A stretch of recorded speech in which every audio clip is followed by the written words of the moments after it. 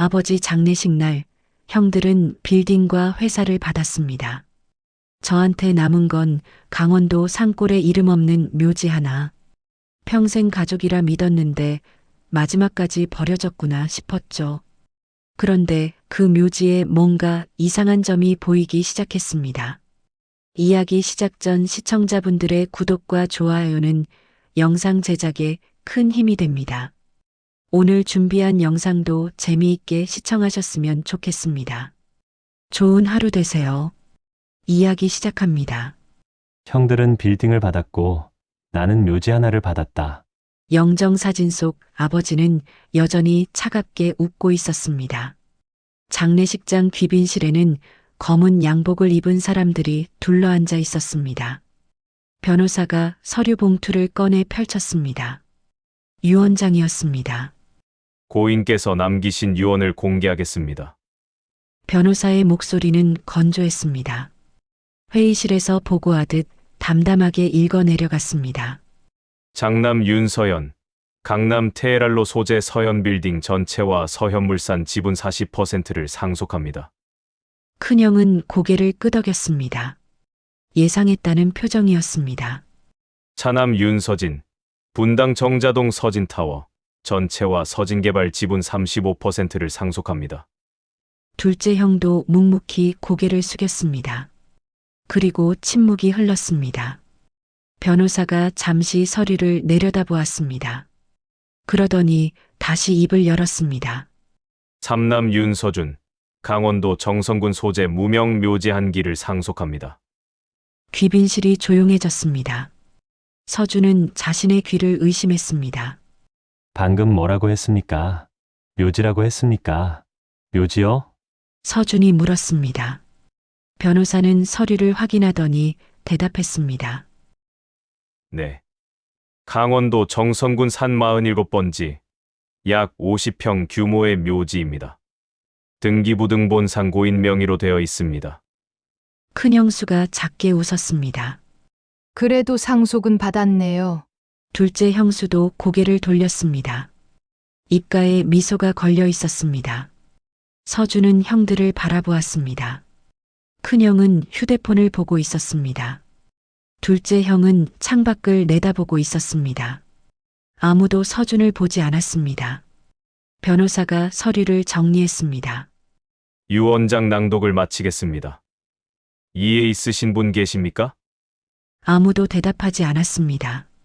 서준은 그 순간 깨달았습니다. 이것이 아버지의 마지막 메시지였다는 것을, 평생 가족이라고 믿었던 자신에게 남긴 마지막 말이었다는 것을. 너는 이만큼이다. 그것이 아버지가 남긴 전부였습니다. 윤서준은 막내였습니다. 큰형은 25세 회사를 물려받았습니다. 둘째 형은 23세 건설사를 맡았습니다. 서준은 30이 넘도록 아버지 곁에서 비서처럼 일했습니다. 네가 형들만큼 되겠나?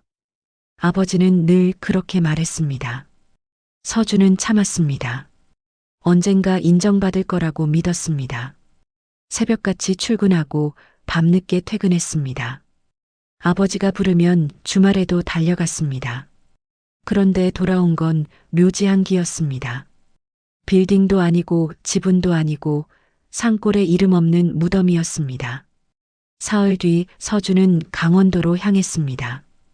고속도로를 빠져나와 국도로 들어섰습니다.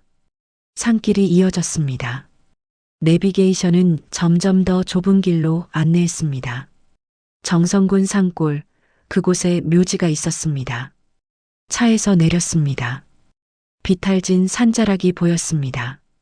무성한 잡초 사이로 낡은 비석 하나가 서 있었습니다. 비석에는 아무것도 새겨져 있지 않았습니다. 이름도 없고 날짜도 없었습니다. 그저 거칠게 다듬은 돌덩이일 뿐이었습니다. 서준은 무릎을 꿇었습니다. 차가운 땅이 무릎에 닿았습니다. 손으로 흙을 쓸었습니다. 잡초를 뜯어냈습니다. 비석의 때를 닦았습니다. 아무것도 보이지 않았습니다. 그저 돌이었습니다. 서준은 그 앞에서 한참을 있었습니다. 바람이 불었습니다. 산 아래에서 차 소리가 들렸습니다. 까마귀가 울었습니다. 나는 평생 가족이었는데 가슴속에서 무언가 무너져 내렸습니다. 마지막까지 버려졌구나. 서준은 비석을 안았습니다. 차가운 돌의 감촉이 온몸으로 전해졌습니다. 눈을 감았습니다. 아무 소리도 내지 않았습니다. 그렇게 막내 윤서준은 아버지가 남긴 마지막 선물 앞에서 무너졌습니다. 그리고 그 순간 비석 아래 땅이 미세하게 움직였습니다. 아무 의미 없어 보였던 묘지, 이상한 점이 보이기 시작했다. 일주일이 지났습니다. 서준은 다시 그곳을 찾았습니다. 이유는 없었습니다. 그저 발걸음이 그쪽으로 향했습니다.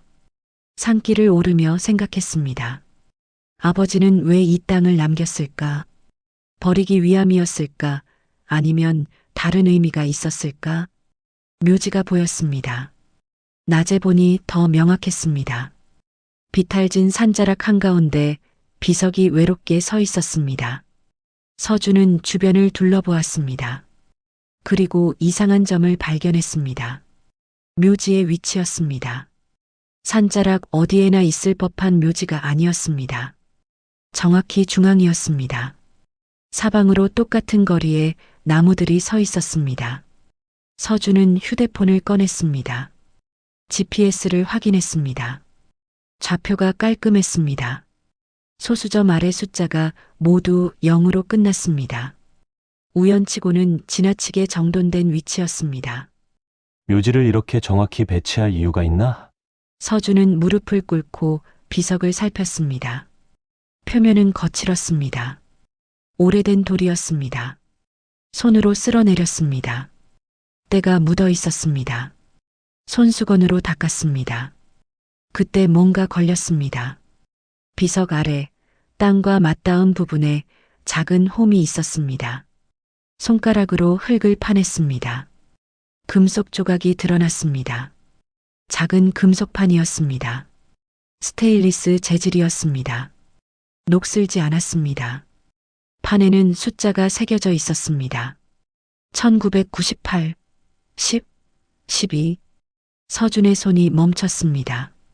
1998년 10월 12일. 그 날짜를 알고 있었습니다. 잊을 수 없는 날이었습니다. 서준이 고등학교에 입학한 날이었습니다.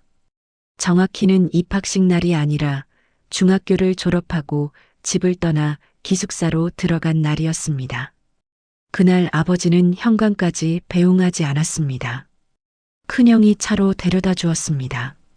차 안에서 형은 한마디도 하지 않았습니다.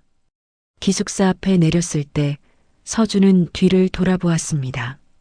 차는 이미 떠나고 있었습니다. 그날부터 나는 혼자였다. 서준은 금속판을 쥐었습니다. 차가운 감촉이 손바닥에 전해졌습니다. 왜 이 날짜를 여기에? 주변을 더 살폈습니다. 묘지 주위로 작은 말뚝들이 박혀 있었습니다. 일정한 간격이었습니다. 정확히 5m씩 떨어져 있었습니다. 말뚝은 총 8개였습니다. 묘지를 중심으로 정팔각형을 이루고 있었습니다. 이건 묘지가 아니야. 서준은 중얼거렸습니다. 묘지치고는 너무 체계적이었습니다. 측량을 한 흔적이 명확했습니다. 좌표, 금속판, 말뚝. 이 모든 것이 의도적으로 배치되어 있었습니다. 서준은 일어섰습니다. 주변 땅을 밟아보았습니다. 딱딱했습니다. 일반적인 산지와 달랐습니다. 다져진 느낌이었습니다. 휴대폰으로 사진을 찍었습니다. 비석, 금속판, 말뚝들 하나하나 기록했습니다. 그리고 뒤로 물러나 전체를 바라보았습니다. 아버지는 이걸 왜 내게 남긴 거지? 절망이 혼란으로 바뀌었습니다. 혼란은 다시 의심으로 변했습니다. 이건 벌이 아니야. 뭔가 다른 의미가 있어. 서준은 다시 무릎을 꿇었습니다. 땅을 손으로 더듬었습니다. 비석 주변 말뚝 사이 모든 곳을 살폈습니다. 하지만 더 이상 나오는 건 없었습니다. 바람이 불었습니다. 나뭇잎이 흔들렸습니다. 까마귀가 울었습니다. 서준은 자리에서 일어났습니다. 알아내야 해. 결심이 섰습니다. 이 묘지가 무엇인지, 아버지가 왜 이것을 남겼는지, 1998년 10월 12일이 무슨 의미인지 모든 것을 밝혀내야 했습니다. 주머니에서 금속판을 꺼내 다시 한번 들여다보았습니다. 햇빛에 반짝였습니다. 숫자가 선명했습니다. 1998, 10, 12. 이게 시작이구나. 서준은 돌아섰습니다. 산길을 내려갔습니다. 차에 올랐습니다. 시동을 걸었습니다. 백미러로 묘지를 바라보았습니다. 비석이 작아졌습니다. 나무 사이로 사라졌습니다. 하지만 서준은 알고 있었습니다. 이것은 끝이 아니라 시작이라는 것을. 아버지가 남긴 진짜 유산은 빌딩도 지분도 아니었습니다. 이 의문이었습니다. 차는 산길을 빠져나갔습니다. 고속도로로 접어들었습니다. 서울로 향하는 길이었습니다. 서준의 머릿속에는 하나의 질문만 남았습니다. 1998년 10월 12일. 그날 무슨 일이 있었던 거지? 아버지는 이미 20년 전부터 판을 짜고 있었다. 서울로 돌아온 서준은 곧바로 움직였습니다. 먼저 정성군청을 찾았습니다. 토지대장 열람을 신청했습니다. 직원이 서류를 가져왔습니다. 묘지가 있는 산 47번지 등기부등본을 확인했습니다. 소유주는 아버지 윤명수였습니다. 취득일은 1998년 9월 28일이었습니다. 10월 12일보다 2주 전이네. 서준은 주변 토지도 함께 열람했습니다. 산 46번지, 48번지, 45번지 하나하나 확인했습니다. 모두 같은 날짜에 취득되어 있었습니다. 1998년 9월 말에서 10월 초 사이였습니다. 하지만 이름이 달랐습니다. 신탁회사 명의였습니다. 한국토지신탁, 대한자산신탁, 서울종합신탁, 각기 다른 회사들이었습니다. 왜 이렇게 나눠놨지? 서준은 신탁회사 정보를 조회했습니다. 각 회사의 설립일과 대표이사를 확인했습니다. 그리고 공통점을 발견했습니다. 모든 신탁회사의 실소유주가 동일했습니다. 복잡한 지분 구조 속에 결국 한 사람으로 귀결되었습니다. 윤명수 아버지였습니다. 전부 아버지 거였어. 서준은 지도를 펼쳤습니다. 묘지를 중심으로 반경을 그렸습니다. 3km, 5km, 10km. 그 안에 토지를 하나하나 표시했습니다. 신탁회사 명의로 된 땅들이었습니다. 점점 윤곽이 드러났습니다. 묘지를 중심으로 거대한 원이 그려졌습니다. 이게 대체. 서준은 군청 자료실로 향했습니다. 1990년대 개발 계획 자료를 요청했습니다. 오래된 파일들이 쌓여 있었습니다. 한 장 한 장 넘겼습니다. 그러다 손이 멈췄습니다. 영동고속도로 우회 및 물류거점 조성계획. 1997년 작성된 국토교통부 내부 문서였습니다. 서준은 숨을 죽이고 읽어내려갔습니다. 계획 안에는 정성군 일대를 지나는 새로운 물류도로가 그려져 있었습니다. 기존 고속도로를 우회하는 노선이었습니다. 그리고 그 중심에 물류허브 설치 예정지가 표시되어 있었습니다. 정확히 묘지가 있는 위치였습니다. 아버지는 알고 있었구나. 서준은 다음 자료를 펼쳤습니다. 동서철도 연결사업 기본계획. 2000년에 작성된 철도청 문서였습니다. 계획 안에는 강원도를 관통하는 철도 노선이 그려져 있었습니다. 기존 철도를 우회하는 새 노선이었습니다. 그 노선 역시 묘지 근처를 지나갔습니다. 물류도로, 철도, 물류허브. 서준은 계산하기 시작했습니다. 도로가 개통되면 토지 가격은 최소 10배 상승합니다. 철도역이 생기면 20배였습니다. 물류허브까지 들어서면 50배 이상이었습니다. 아버지가 사들인 땅은 약 100만 평이었습니다. 당시 평당 3만 원이었습니다. 총 300억 원이었습니다. 개발이 완료되면 평당 1,500만 원이 됩니다. 총 15조 원. 이런. 서준은 의자에 기댔습니다. 15조 원. 형들이 받은 빌딩과 지분을 모두 합쳐도 3천억 원이었습니다. 그것의 50배였습니다. 아버지는 이미 20년 전부터 모든 것이 설명되었습니다. 묘지는 위장이었습니다. 토지의 중심점을 표시하기 위한 표식이었습니다. 신탁회사들은 분산 전략이었습니다. 한 곳에 몰리면 의심받기 때문이었습니다. 1998년 10월 12일은 마지막 토지 취득일이었습니다. 그날 서준이 집을 떠난 것은 우연이 아니었습니다. 아버지는 내가 떠나는 걸 알고 있었어. 아버지는 서준에게 아무것도 주지 않은 게 아니었습니다. 가장 큰 것을 준비해 두었습니다. 하지만 직접 말하지 않았습니다. 유언장에 적지 않았습니다. 묘지로 표시해 두었습니다. 왜? 서준은 다시 생각했습니다. 왜 이렇게 복잡하게 남겼을까? 그냥 유언장에 적으면 되는 거 아닌가? 그때 깨달았습니다. 형들이었습니다. 만약 유언장에 15조 원짜리 토지가 적혀 있었다면 형들이 가만히 있었을 리 없었습니다. 법적 다툼이 시작되었을 것입니다. 서준은 이길 수 없었습니다. 그래서 묘지로 위장한 거구나. 형들은 묘지를 받은 서준을 비웃었습니다. 쓸모없는 땅이라고 생각했습니다. 그 사이 서준이 진실을 찾아내길 바랐던 것입니다. 이건 유산이 아니야. 서준은 중얼거렸습니다. 시험이었어. 아버지는 막내가 진실을 찾아낼 수 있는지 시험한 것입니다. 포기하지 않고 의심하고 파고들 수 있는지, 만약 찾아내지 못하면 그대로 묘지로 남을 것입니다. 하지만 찾아낸다면 15조 원이 기다리고 있었습니다. 서준의 손이 떨렸습니다. 충격이 전율로 바뀌었습니다. 전율은 다시 묘한 감정으로 변했습니다. 존경이었습니다. 평생 냉정했던 아버지가 사실은 막내를 누구보다 믿고 있었다는 것. 아버지. 서준은 자료를 덮었습니다. 일어섰습니다. 군청을 나왔습니다. 햇빛이 눈부셨습니다.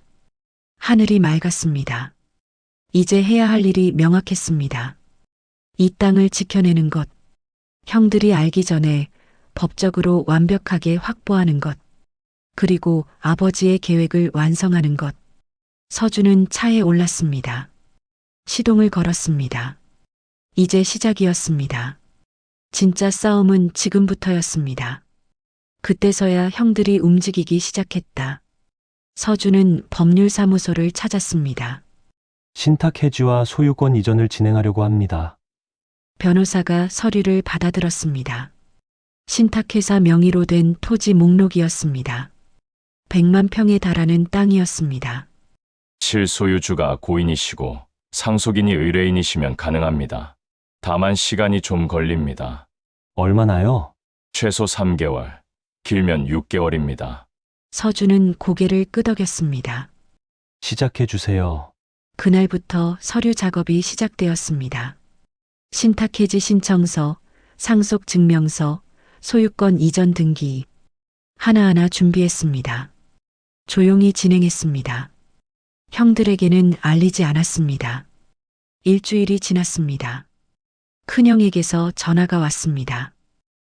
서준아, 형의 목소리는 평소와 달랐습니다. 무시하는 톤이 아니었습니다. 조심스러웠습니다. 네. 형, 요즘 어떻게 지내? 그냥 그렇습니다. 그 묘지 말인데. 혹시 뭐 특별한 거 없어? 서준은 잠시 침묵했습니다. 특별한 게 뭔데요? 아니, 그냥 위치가 어디더라? 정선이었지? 네. 산속입니다. 주변에 뭐 있어? 도로라든가, 시설이라든가. 아무것도 없습니다. 그냥 산입니다. 전화 너머로 한숨소리가 들렸습니다. 그래, 알았어. 몸조리 잘하고. 전화가 끊어졌습니다. 이틀 뒤 둘째 형에게서도 연락이 왔습니다. 서준아, 나 형이야. 둘째 형은 더 직접적이었습니다. 그 땅 말이야. 혹시 팔 생각 있어? 팔 생각이 있냐고요? 응. 내가 살게. 얼마 받고 싶어? 왜요? 그냥 형제끼리 뭉쳐 있는 게 좋잖아. 묘지 혼자 관리하기 힘들잖아. 서준은 웃음이 나왔습니다. 괜찮습니다. 제가 관리할게요. 야, 진심으로 하는 말인데 5억 줄게. 어때? 필요 없습니다. 12억? 형, 저 바쁩니다. 전화를 끊었습니다. 그날 저녁 큰형수에게서 메시지가 왔습니다. 도련님, 혹시 시간 되면 집에 한번 들러요. 이야기할 게 있어요. 서준은 답장하지 않았습니다. 며칠 뒤 형들이 함께 나타났습니다. 서준의 원룸 앞이었습니다. 노크 소리가 들렸습니다.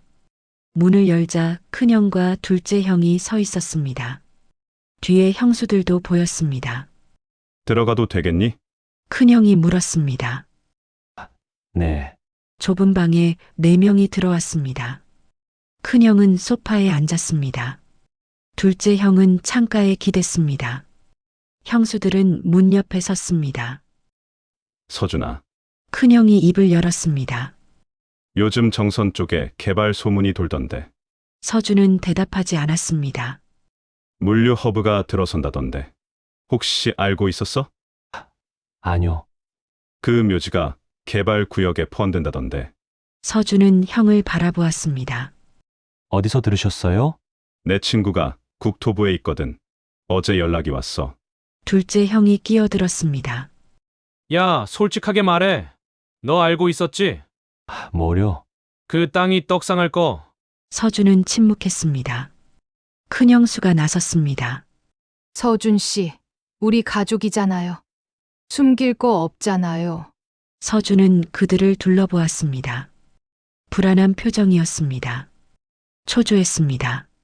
뭔가 놓쳤다는 걸 알고 있었습니다. 그 순간 서준은 깨달았습니다. 아버지가 왜 이렇게 설계했는지. 형들은 숫자만 봤습니다.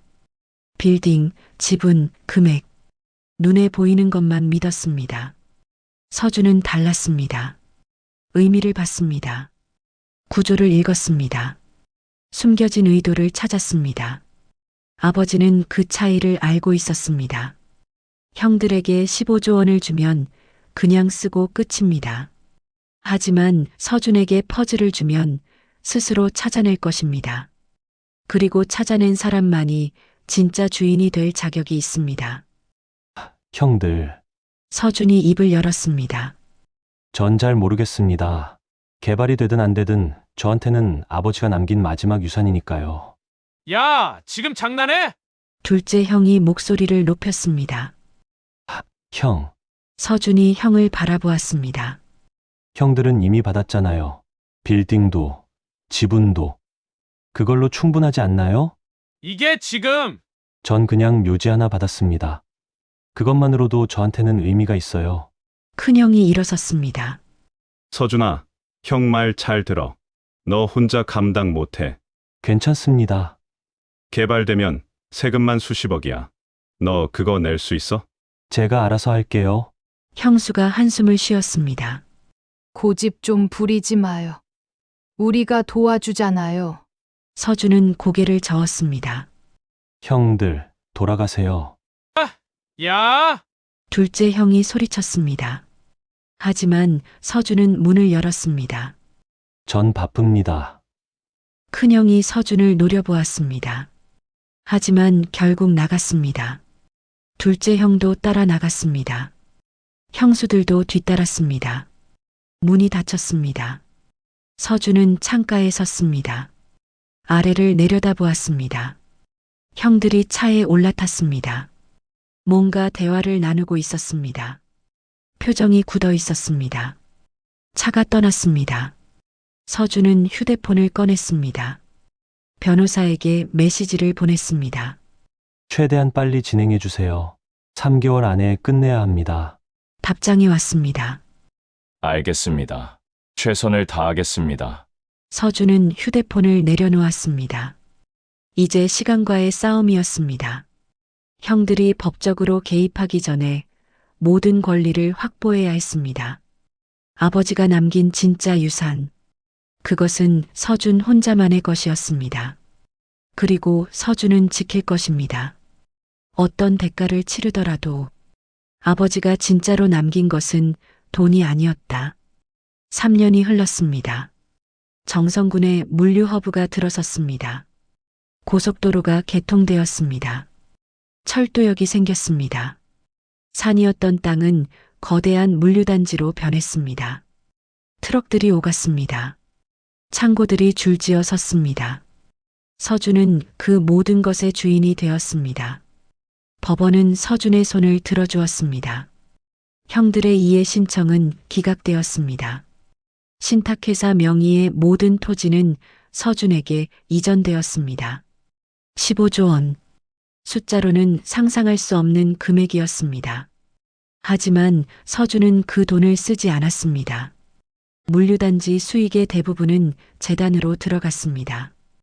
윤명수재단. 아버지의 이름을 붙인 장학재단이었습니다. 집안의 도움 없이 공부하는 학생들을 지원했습니다. 서준처럼 혼자였던 사람들에게 기회를 주었습니다. 형들은 더 이상 연락하지 않았습니다. 처음엔 법적 다툼을 시도했습니다. 하지만 변호사들이 말했습니다. 승소 가능성이 없습니다. 유언장에 명시되어 있고 상속 절차도 완벽합니다. 형들은 물러났습니다. 서준은 그들을 찾지 않았습니다. 그들도 서준을 찾지 않았습니다. 가족은 그렇게 멀어졌습니다. 어느 봄날 서준은 다시 정선을 찾았습니다. 물류단지 한가운데 작은 언덕이 있었습니다. 개발에서 유일하게 제외된 공간이었습니다. 그곳에 묘지가 있었습니다. 비석은 그대로였습니다. 주변에 벚꽃나무를 심었습니다. 작은 벤치를 놓았습니다.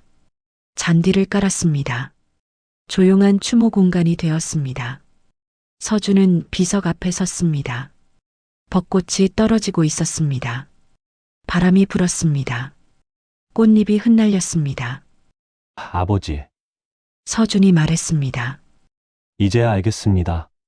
비석은 대답하지 않았습니다. 하지만 서준은 계속 말했습니다. 형들은 숫자를 봤습니다. 빌딩이 얼마, 지분이 얼마. 눈에 보이는 것만 믿었죠. 바람이 다시 불었습니다. 저는 달랐습니다. 의미를 봤습니다.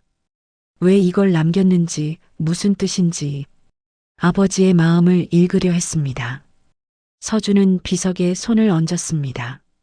아버지는 돈을 물려준 게 아니었어요. 사람을 보는 눈을 물려주신 거였죠. 처음엔 몰랐습니다. 버림받았다고 생각했습니다. 형들보다 못하다고 여겨졌다고 믿었습니다. 하지만 아니었습니다. 아버지는 서준을 시험한 것이었습니다. 포기하지 않는지, 진실을 찾아낼 수 있는지, 숨겨진 의도를 읽을 수 있는지, 그리고 서준은 통과했습니다. 형들에게는 이미 있는 것을 주셨어요. 하지만 저한테는 찾아야 하는 것을 주셨죠. 서준은 미소 지었습니다. 그게 진짜 상속이었구나. 재산은 나눠줄 수 있습니다. 하지만 능력은 시험을 통해서만 증명됩니다. 아버지는 그걸 알고 있었습니다. 막내 서준이 형들과 다르다는 것을, 돈이 아니라 의미를 찾는 사람이라는 것을, 그래서 가장 큰 것을 남겼습니다. 하지만 직접 주지 않았습니다. 찾게 했습니다. 고맙습니다, 아버지. 서준은 고개를 숙였습니다. 벚꽃이 어깨에 떨어졌습니다. 손등에 닿았습니다. 바람에 날아갔습니다. 서준은 벤치에 앉았습니다. 물류단지를 바라보았습니다. 트럭들이 움직였습니다. 사람들이 일했습니다. 물건들이 오갔습니다.